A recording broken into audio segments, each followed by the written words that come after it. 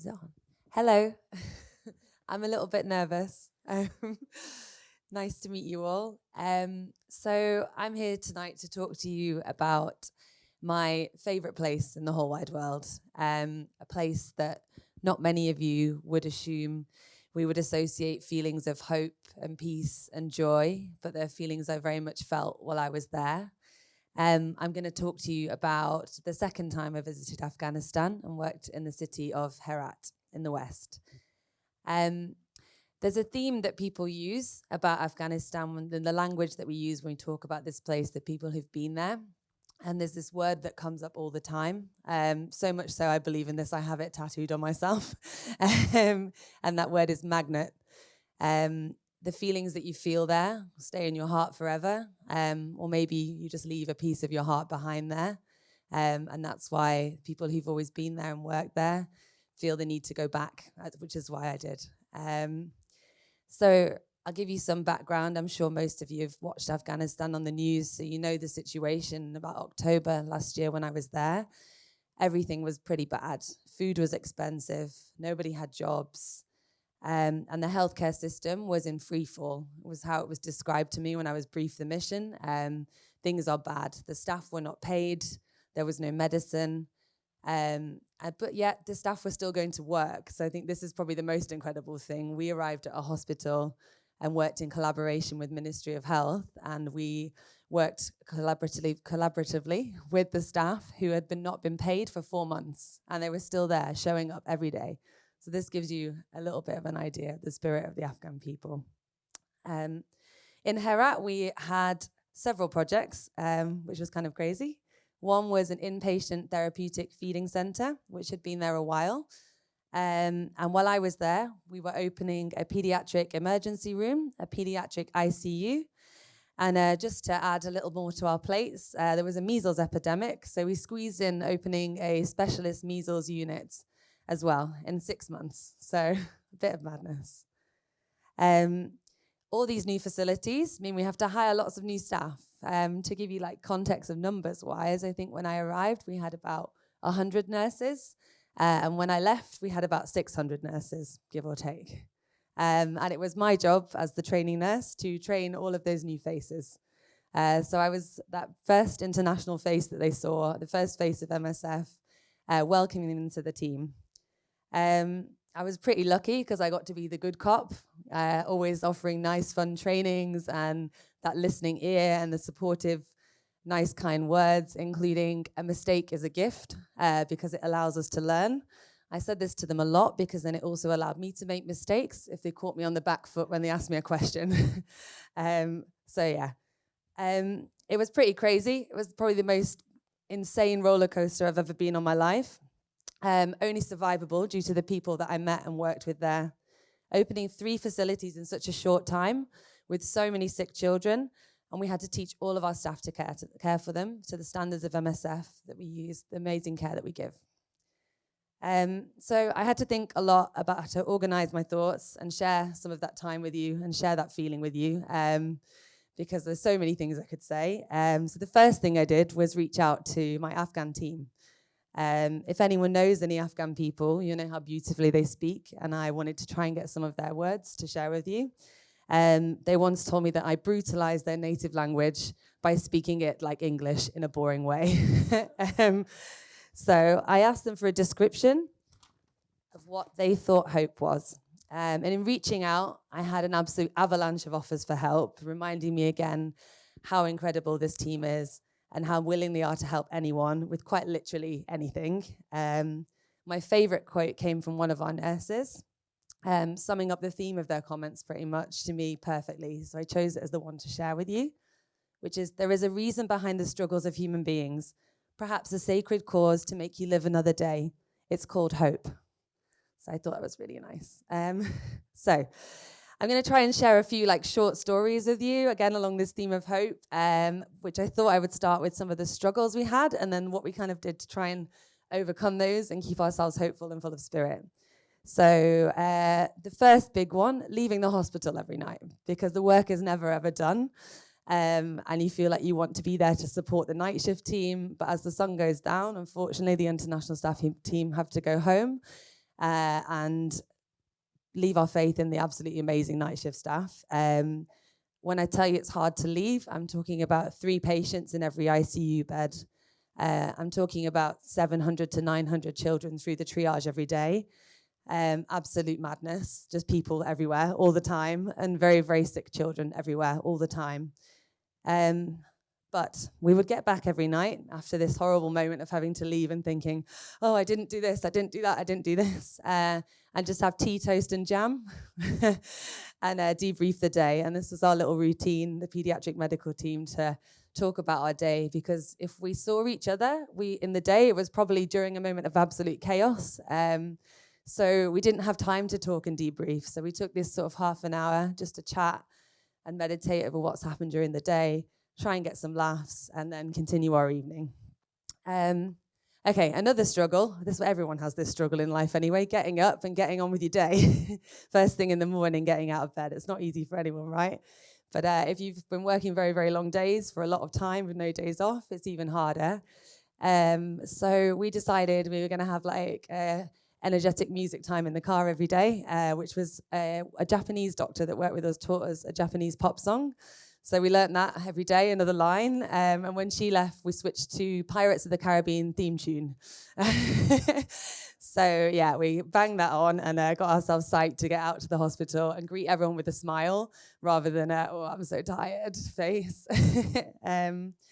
So probably the saddest and the most difficult struggle was the measles ICU. I came back from my leave to find before we built our big specialist NICE area, we had a container full of beds, full of the sickest measles patients. Like, measles is a preventable disease, and seeing children suffer from this, and they suffer. It's it's awful to watch these children because they're suffering so much. And again, we're talking 3 or 4 children in a bed, all of them very sick, nurses running around here, there, and everywhere. And this first day, myself and the Afghan translator, Mazia, we just walked around and showed the mothers how to clean the eyes and the mouths of the children because they get very sticky, very painful eyes and mouths. So we did that. But after a morning of that, we were pretty desolate in ourselves, myself and the translator. So I said, we're going to do something like fun and motivating this afternoon to bring back the hope. So I made her translate a song I made up to the tune of a Korean pop song. We videoed it, and it was about flushing IV cannulas for the nurses to learn from. And then I shared that with all of the staff. I think I might have been delirious at that point, but it went down a storm, so all good. But yeah, that was another little moment of like, we have to keep the hope going, because if we get sucked into this like sadness and desolateness, then we're never going to survive, okay? And this is MSF, you have to keep going on. The first month after we opened our ER and ICU was really, really heavy. I've already told you, like 700 kids a day. We were expecting 100 kids a day. So it was a bit of a tidal wave. And I ran a training day for our Ministry of Health colleagues because they hadn't had some training in how to triage. Sorry. I told you I'm nervous, shaky hands. So I asked them for some feedback. Like, what do you think? We've come here, we've joined you running this hospital. What do you think about the difference? How do you feel about it? And one of the nurses, Halima, told me, before you were here, children died waiting to see the doctor. Nobody came to this hospital because it was not a good hospital. We didn't have any organization. We didn't assess the patients. They just waited, and many of them died, so nobody came. So it's a really good thing that you have a busy hospital, because it means people love this hospital. We have medicine, we have doctors, we have nurses. Children don't die in the line waiting for the doctor. So when she told me that, again, I think I was pretty tired, so I cried. But we actually heard from staff that had worked in the previous facility that we're making a difference here. The people trust us in this city. And that was a thing I really spoke to the staff about a lot. Like, we're here to help your community, so I need you to work together with us to build this trust so that people use this facility, because we're here to help you. So to hear that from someone was just amazing. And then a final little story, a special patient of ours, a baby called Nitayesh, who was 8 months old, who arrived to us so sick. She was with us for 2 weeks in the ICU, completely unresponsive. Her mother asked us every day, when is she getting better? And every day we had to say, we don't know, we just watch and we wait. And slowly, slowly, she did get better. She smiled. She started to play. We sent her home. And I think because I was always in the chaos and in the bad parts and where the sickest children were, I never got to see these happy stories of the children going home. So sending this patient home was like, wow, okay, we do good things. Not some people survive, and we are making people survive. This is good. I could go on and on and on and tell you little stories about this, and I'm happy to. If anyone wants to talk to me in any of the breaks, I'm available. But what I really want to leave you with is how I felt every day in Herat. I met everyone every day with a smile and some patience and a greeting. And this is something you learn from the Afghans, because no matter how busy you are, you must stop and you must say, hey, how are you? How is your family? How was your night?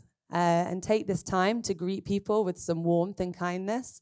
And this is what makes it such a special place. Doesn't matter how busy you are, you take time to care for people. And that's their culture. I didn't teach them that, that's them. Anytime I wanted to organize training, it was overwhelming enthusiasm. It was like, please, more training, more lessons. They're proud, amazing people, and they're proud for a reason, because they want to do a good job. And we're there helping them to do a good job. After 40 years of war, you would not expect open hearts and minds from a place. But I wish you could somehow feel the warmth and the soul of this place.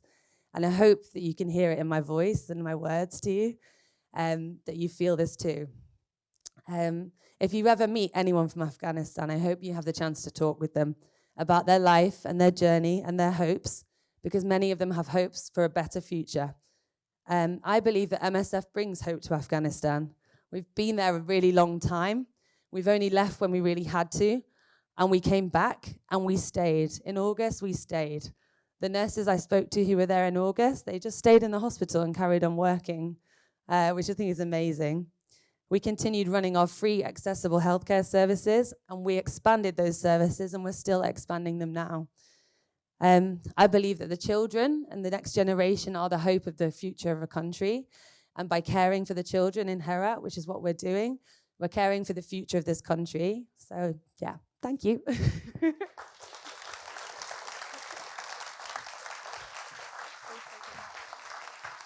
Jackie, do you have some pictures? Do you have some pictures to show? Yeah, sorry, there's some pictures. So this is Afghanistan. Herat is over here in the west, near Iran. I've also worked up here in the north, in Panjshir before. Very beautiful country, very big. Cool, next slide. Cute baby. This isn't a real baby. This is a mannequin. This is the nurses doing some training. And this is just a cute baby, because everyone likes cute babies.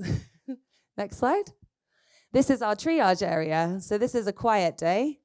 On a busy day, this would have like 700 people at 10 a.m. So this looks nice and organized. It's after we got things together a bit more. The first days did not look so beautiful.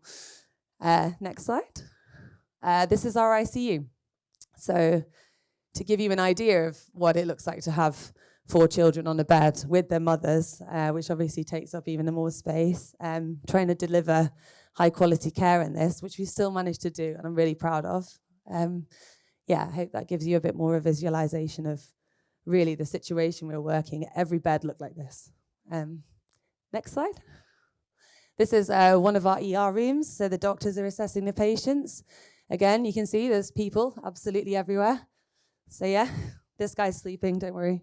This is the yellow zone. Not everyone in here is not that sick. Cool. Next slide. Cute baby. We'll end on a cute baby. Thank you.